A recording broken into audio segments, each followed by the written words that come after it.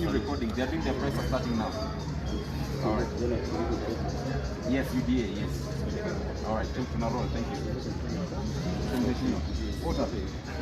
Well, we are here this evening because as we were training our agents a few hours ago, as you are all aware, there is a by-election in London Ward, Nakuru County tomorrow.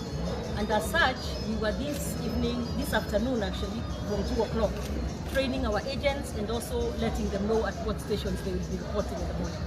And as that was going on, a contingent of police officers in about 5 vehicles and a lorry full of officers with dogs and tear gas came in there, and they said that the meeting has to stop. And we told them that it's within the law. We are allowed to do that, and it is part of our preparation for tomorrow's elections.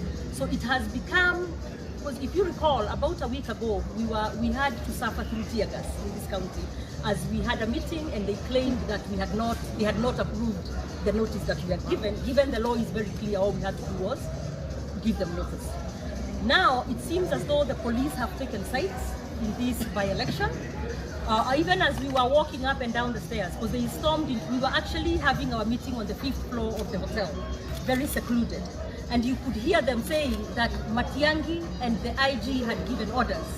And you could hear them calling and saying that they were calling Matiang'i because he's saying that they must do whatever it is they were sent to do, which was to stop our preparation of our agents.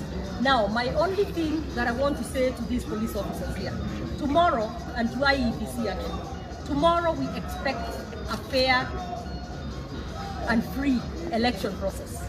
We expect democracy to be given, we expect them to give way to democracy so that the voters of London can decide who they want to vote for, decide who their MCA becomes without intimidation by the police, without the police trying to become political in, obviously, which is very clear, trying to get one candidate elected over another. So what we are saying to the police force is your work is to provide security tomorrow, not to come and help one party or one side or one party have a leg up. We saw just last week the police supervising the bribery of voters in London Ward at Arama's house.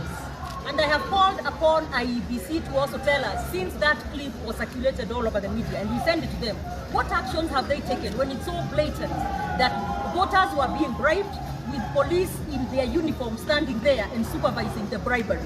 So we are saying tomorrow to the police officers, we expect, Matiang'i also, you need to step out of this process. The IG of police, you know your work and the law is very clear.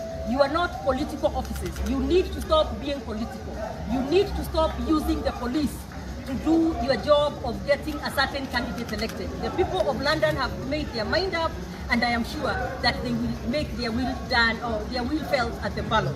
So we shall be here, we shall not be intimidated, but we are calling upon the police to behave in the way that the law expects them to behave. Otherwise, in the future, they will carry their individual burden.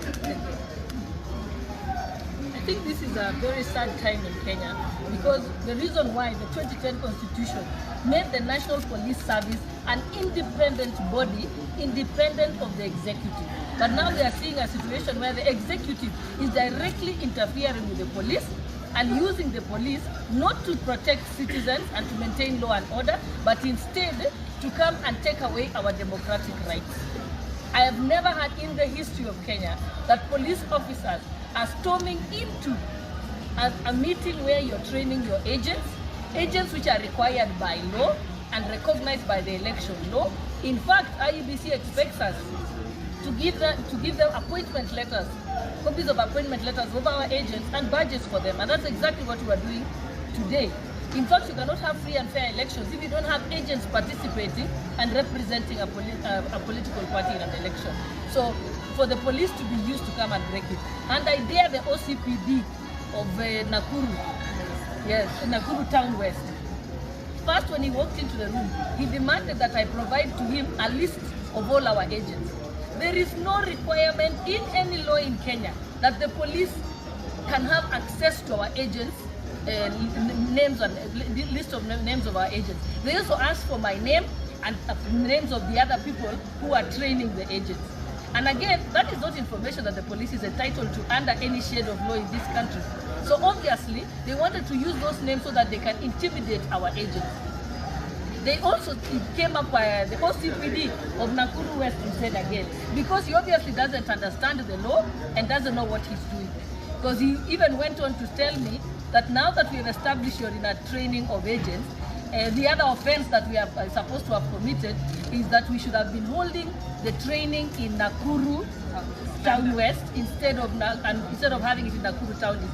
Again, we can train our agents anywhere. We can train our agents in Nairobi, we can train them in Eldoret or America for that matter. There is nothing preventing us or prohibiting us to do it. So when we reach the point where police are creating their own laws and enforcing them, and that same OCPD came to our peaceful meeting, training, they walked in and he was carrying 2 tear gas canisters. Yet there had been no fracas there. So why was an OCPD carrying canisters? And then after that he told us he's giving us 20 minutes and we should break up the meeting. And he was carrying 2 canisters. By the time it reaches a point where an OCPD is carrying tear gas canisters, and he's not an anti-riot police, and neither were they deployed, because we didn't have a situation of any violence at that place. So it is unfortunate. We are pleading with the Inspector General of Police to please refuse to be misused, because you're an independent office. And that is why Kenyans took the pains of putting it in the Constitution. Now we've gone back to pre-2010 Constitution times.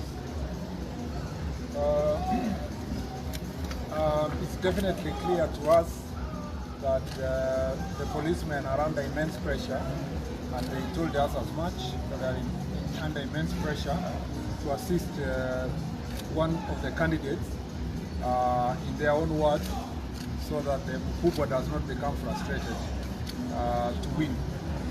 That pressure is extremely clear to all of us. Although the OCPD came to us with canisters, he was always on call in Nairobi, and we are told that the CS Matiang'i has been told in no uncertain terms that he must do everything possible, using all powers bestowed upon the office of the CS, and to ensure that they tilt the results of tomorrow in favor of a candidate whom they know for sure that he has lost. So our friends are sensing defeat. They must accept the decision of the people. We call upon the people of London Ward to come out in large numbers without any fear or favor, because it's becoming so clear that their voice is very important, and that some people are panicking because of their voice. And we believe that victory is ours tomorrow. There should be no reason for fear. We have identified the culprits. There are a few persons in our office, the CS Matiang'i, IG Mutiambai, and a few officers. They are frustrating and here in the county, including those who are in the county administration, the PCCs, and particularly the one in Nairobi, Nakuru Town West. They are very few. We have captured their names. We know what to do with them after this tomorrow. They will face the full force of the law, and they will be individually responsible. And when we say individually responsible, I want to remind my friend Matiang'i that the things he's trying to do now will follow him even after office. And we have a system. We appreciate our friends from the civil society and other agencies who are busy documenting the human rights violations, which have been shared both to government offices, including PPOA, but also to international community. We want to thank our friends in the international community who have been in touch with us, and I've gladly received all the messages and information we've given them, and we know that at the right time, international agencies are going to deal with the things we said. Kenya is now a member of the UN Security Council, and unfortunately, they are not behaving responsibly as they ought to, because they are members of the UN Security Council. We have reported these issues through various agencies we will share in future to international community, and as I said, I want to thank our friends in the international community who have given us a lot of support to ensure that there is free and fair elections.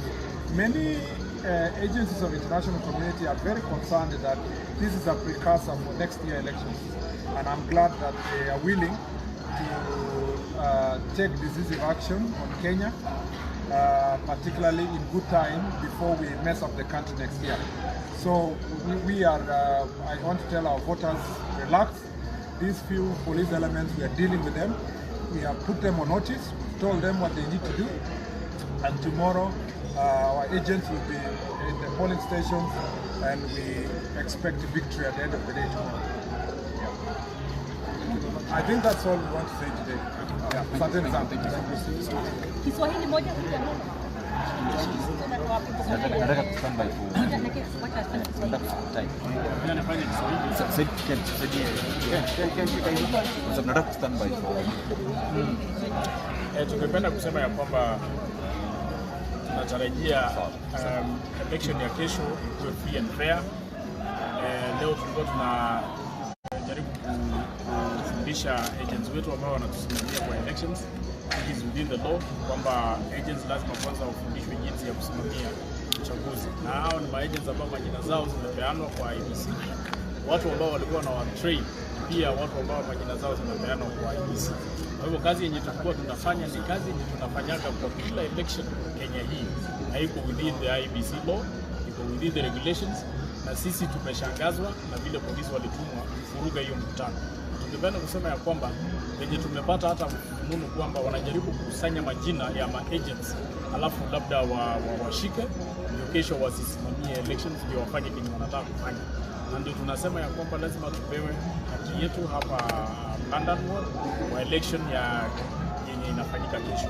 So tunataka kuambia polisi wasitumike kwa njia mbaya, wasipigiwe masimu, kwa sababu wakienda kufanya makosa shida itabaki kwa hawa wale wakubwa ambao wanawapiga masimu huko juu hawataonekana. So tungeomba wale polisi ambao wanafanya kazi hapa, fanyeni kazi kwa sheria, fuata sheria, linda watu wakati wanakuja kupiga kura, wakifika linda hao mpaka wapige kura warudi wakiwa na usalama. Hatutaki wakuwe partisan, hatutaki wa threaten agents ambao wanasimamia hii election ya kesho. Kwa hivyo tunaomba tu, tunataka free and fair election.